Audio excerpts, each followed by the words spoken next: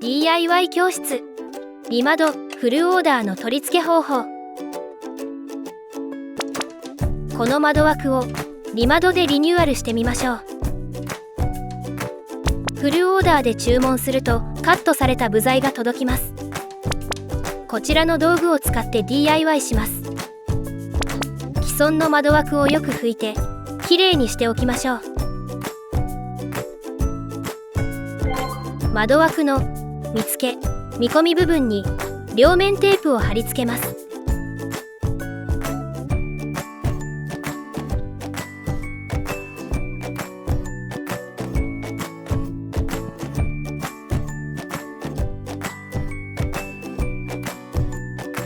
幅が広い部分にはテープを敷き詰めて貼りましょう。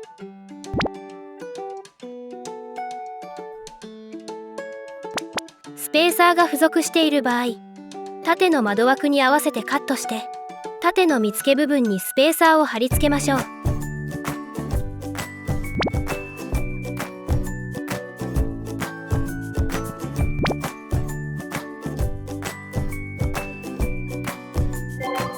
カバーフレーム裏面の折り曲げる部分の溝2列に木工用ボンドを流し込みます。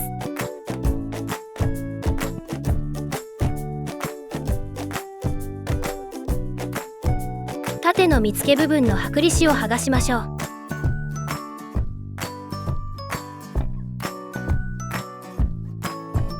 カバーフレームを押さえながらスライドさせて押し込み、見付け部分をしっかり貼り付けます。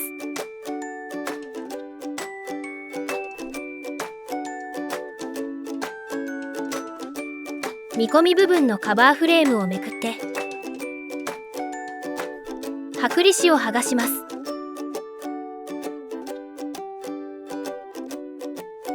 見込み部分を押さえて貼り付けましょう。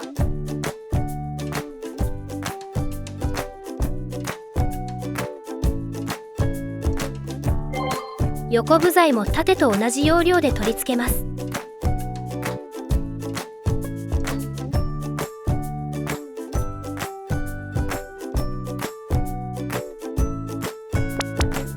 縦部材の上下は端材などで段差を埋めた後、付属のシートをカットして貼り隠すことができます。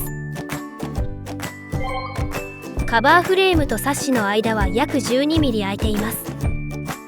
ここにアルミ押さえを取り付けていきましょう。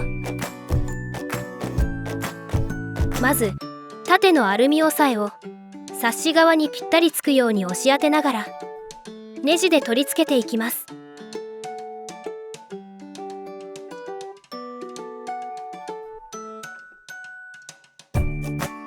横のアルミ押さえも同じように取り付けます。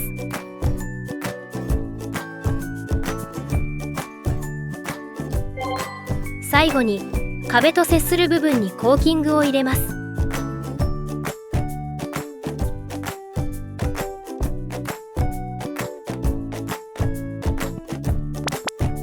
簡単に窓枠のリニューアルが完成しました。